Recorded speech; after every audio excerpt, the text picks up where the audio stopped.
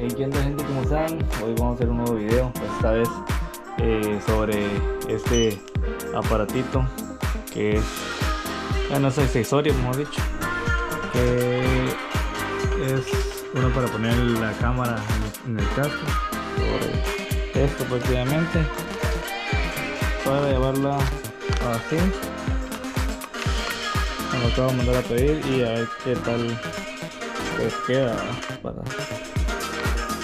La vamos a probar ponerlo ahorita.